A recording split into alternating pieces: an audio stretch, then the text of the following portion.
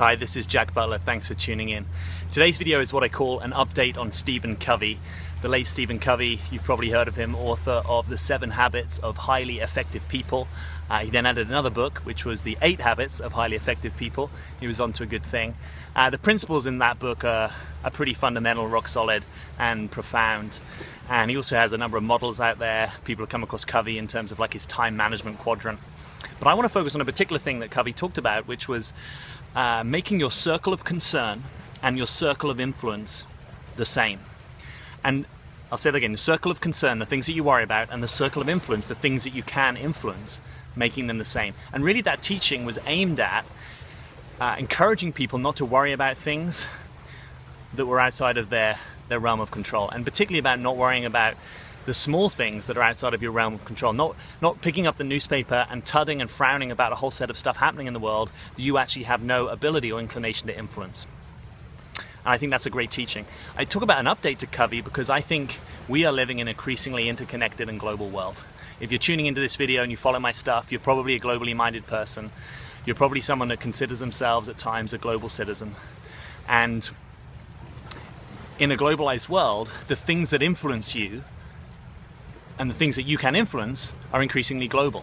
So I don't think it works in quite the same way as when Covey originally made this teaching, probably in the 80s, to say that something that's happening on the other side of the world is not part of your circle of concern, or not part of your circle of influence, the things that you can influence. Margaret Mead said that the only thing that's ever changed the world is a small group of committed citizens acting in concert about something that they care about. So if you put those things together, we're living in a world where a number of things that are happening you can influence in some kind of way. The power, the tools in your hands are the greatest that they've ever been.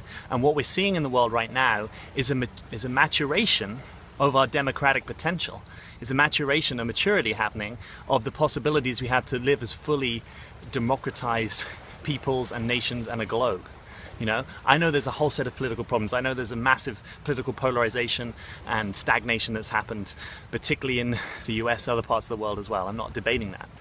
But if you look at all the things like crowdfunding, access to different forms of home ownership, the democratization of finance, the democratization of tools so that you can share in the way that I'm sharing with you now, we live in remarkable times. And so the things that you can influence, think at it this way. Katy Perry, 50 million followers on Twitter.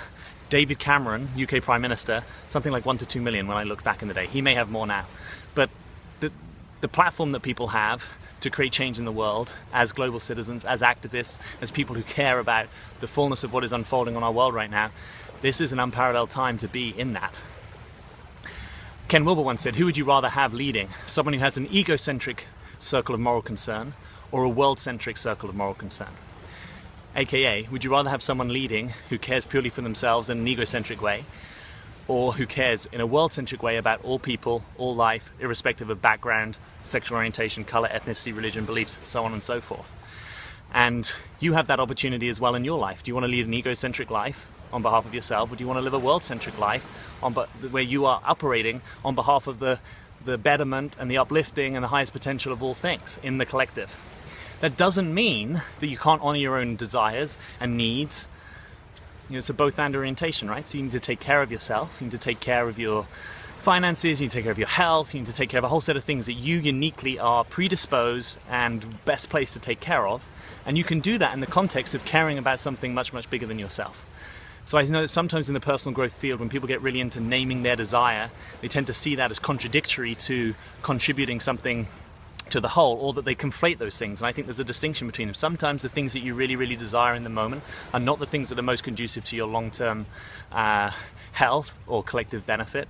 And sometimes there's things you desire personally, and they're like maybe lose weight, and that's just something you desire personally. That's different than something you can contribute to the collective. So this whole video really is about you exploring what your circle of concern, what your circle of influence is, how can you bring those things to a bigger stage possible, as big a stage as possible, what do they look like in the global world? Is it good enough to read something about this going on the other side of the world and just say, well, it's happening on the other side of the world? Or do we live in an age where, as perhaps global citizens, we can increasingly take responsibility and action for everything that's unfolding on this earth? Because it's only those of us that are conscious enough and care enough that are really going to shape the future of where we go as one human species. And I want you to be part of it.